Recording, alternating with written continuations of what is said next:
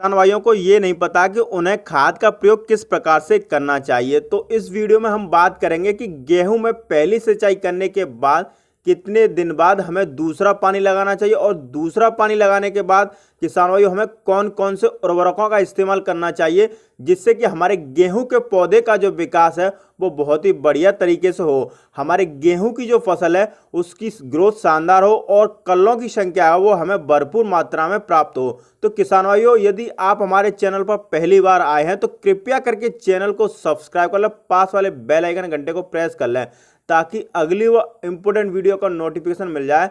तो चलिए शुरू करते हैं। किसान साथियों, यदि आपने गेहूं की पहली सिंचाई 21 से लेकर 25 दिनों के मध्य में जो दूसरा पानी है वो 40 से लेकर 50 दिन के अंतराल पर ही लगा सकते हैं। यह सबसे उपयुक्त समय माना जाता है। यदि इस समय आप सिंचाई करोगे किसान भाइयों तो कई सारे फायदे आपको मिलने वाले हैं, जैसे आपके पौधे का सही तरीके से विकास होगा, कल्लों की संख्या अधिक होगी, फुटाव भी काफी अच्छा होगा और आपको बढ़िया ग्रोथ देखने को मिल जाएगी। गेहूं में दूसरा पानी लगाने के बाद हमें कौन कौन सी खादों का इस्तेमाल करना चाहिए उनके बारे में जानते हैं। नंबर 1 पर किसान भाइयों आपको जिस खाद का प्रयोग करना है उसका नाम है किसान भाइयों यूरिया। जी हाँ किसान भाइयों, गेहूं की फसल में जब हम दूसरी सिंचाई करते हैं इस समय हमारे जो पौधा होता है उसको सबसे ज्यादा आवश्यकता नाइट्रोजन की होती है, क्योंकि नाइट्रोजन से किसान भाइयों हमारे पौधे की जो ग्रोथ होती है उसमें वृद्धि होती है, वो हमारी फसल को हरी भरी रखती है, कल्लों की निर्माण प्रक्रिया है वो बहुत ज्यादा होती है। यदि इस समय हम यूरिया की मात्रा की बात करें किसान भाइयों तो आप इस समय पर 40 से लेकर 45 किलोग्राम प्रति एकड़ के हिसाब से यूरिया डाल सकते हैं। अब किसान भाइयों, सिर्फ यूरिया डालने से आपकी फसल की अच्छे से ग्रोथ, पौधे का संपूर्ण विकास नहीं होगा, उसके साथ में किसान भाइयों आपको कुछ खास और मुख्य पोषक तत्वों को भी डालना पड़ेगा। तो किसान भाइयों, इस समय हमारे जो पौधा होता है उसको बहुत सारे सूक्ष्म पोषक तत्व की आवश्यकता होती है। यदि हम इस समय पर सही पोषक तत्वों को अपने गेहूं की फसल में डाल देंगे तो हमारी फसल से इस समय बहुत ही बढ़िया अच्छा रिजल्ट देखने को मिलेगा। क्योंकि दोस्तों हमें नहीं पता होता है कि यदि हमारी फसल इस समय गवोट अवस्था में है तो हमें कौन कौन से खाद डालने चाहिए। यदि एक ऐसे खाद की बात करें जिसको डालना चाहिए जिसमें सभी प्रकार के सूक्ष्म पोषक तत्व पाए जाते हैं, वह सही मात्रा में पाए जाते हैं, तो आपको मैं रिकमेंड करूंगा किसान भाइयों कि आप बायोवीटा का इस्तेमाल कर सकते हैं। यह बहुत ही बढ़िया, बहुत ही शानदार खाद है। इसका रिजल्ट किसान भाइयों आपको काफी ज्यादा देखने को मिलता है। आपके पौधे को जो सूक्ष्म पोषक तत्व की आवश्यकता है उसकी पूर्ति हो जाएगी और इसको डालने से आपको बहुत सारे लाभ देखने को मिलेंगे। अब इसके बारे में जानते हैं कि इसको हमें किसान भाई सबसे पहले गेहूं की फसल की जो ग्रोथ होगी वो बहुत ही बढ़िया, बहुत ही अच्छी तरीके से होने लगेगी। यदि आपकी जो फसल है उसमें पीलापन है किसान भाई वह दूर हो जाएगा। साथ ही जो सबसे बड़ा काम यह खाद करेगी किसान भाई, सबसे पहले हमारे जो खेत में पहले से पड़े हुए तत्व हैं उनको एक्टिव कर देगी, जो कि हमें दोबारा से हमारे जो पौधे हैं उनको मिलना स्टार्ट हो जाएगी। जैसे आपने डीएपी हो गया, एसएसपी हो गया, पोटास हो गया, यदि जमीन में वह पड़ा है किसान भाइयों इसका प्रयोग आप करेंगे तो आपका पौधा पुनः किसान भाइयों इनसे पोषण ग्रहण करना शुरू कर देगा। इसके साथ ही गेहूं में कल्लों की संख्या किसान भाइयों जो निर्माण की प्रक्रिया वो बहुत ही तेजी से हो जाएगी, जिसमें पौधे हैं जो कल्लों की संख्या वो अधिक से अधिक मिलेगी। जितने अधिक कल्लों की संख्या होगी किसानों उतनी ही ज्यादा पैदावार आपको प्राप्त होगी। उसके साथ ही किसानों प्रकाश संश्लेषण की प्रक्रिया बहुत तेजी से होती है जिससे फुटाव अधिक होता है, कल्लों की संख्या ज्यादा बनती है। तो इसका प्रयोग आप दूसरे पानी में यूरिया के साथ मिलाकर कर सकते हैं। यदि हम बायोवीटा की मात्रा की बात करें किसान भाइयों तो प्रति एकड़ लगभग आप 4 से 5 किलोग्राम मिला सकते हैं यूरिया खाद में। इसको आपको बिखेर कर लगा सकते हैं। रिजल्ट आपको 8 से 10 दिन में दिखना शुरू हो जाएगा किसान भाई। यदि आपकी गेहूं की फसल है वह लहरा उठेगी और किसान भाई आपकी जो गेहूं की फसल में कम कल्ले आए हैं वह अधिक से अधिक कल्ले आएंगे। गवोट अवस्था में इस टाइम आप इन पोषक तत्वों को डालेंगे, आपकी जो फसल है उसमें जो बालियां बनेंगी किसान भाइयों बहुत ही बढ़िया बालियां निकलेंगी और जो बालियों में दूध बनेगा वो काफ़ी मात्रा में बनेगा और जो बालियों में एक समान दाने का भराव होगा। लेकिन जो किसान भाई इस समय पर यह गलती करते हैं तो उनके खेत में समय से पहले बालियां निकल आती हैं, बालियां ऊंची नीचे निकलती हैं।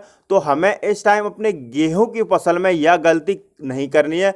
सही समय पर सही खाद का प्रयोग करना है। जिन पोषक तत्वों को मैं आपको बता रहा हूं किसान भाइयों, इनको आपको तब प्रयोग करना है जब आपके गेहूं की अवस्था लगभग 60 से 70 दिन के मध्य हो। इस बीच में यदि आप इनका प्रयोग करोगे तो आपको 100% रिजल्ट देखने को मिलेगा। सबसे पहले किसान भाइयों आपको लेना है यूरिया।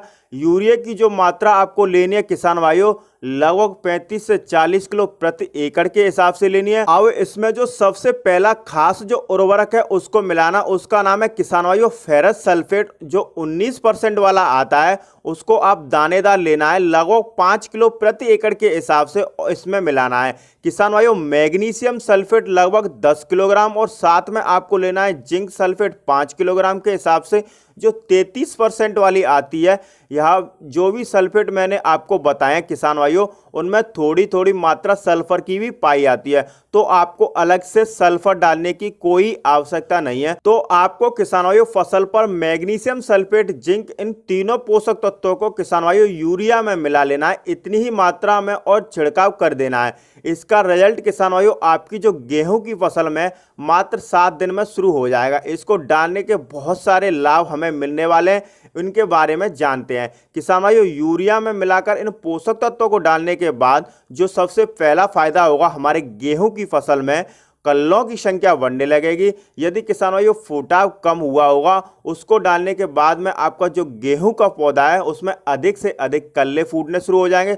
दूसरा जो सबसे बड़ा फायदा होगा किसान भाइयों, कि यदि आपके गेहूं की फसल है उसकी ग्रोथ कम हो रही है, फिर ग्रोथ रुक गई होगी, तो किसान भाइयों जो ग्रोथ है वो बहुत ही तेजी के साथ बढ़ना शुरू हो जाएगी। साथ ही यदि आपकी जो गेहूं की फसल है वह पीली पड़ चुकी है, फसल में पीलापन आ गया है किसान भाइयों किसी भी कारण की वजह से, तो इसको डालने के बाद आपके जो गेहूं की फसल होगी उसमें पीलापन होगा वो गायब हो जाएगा।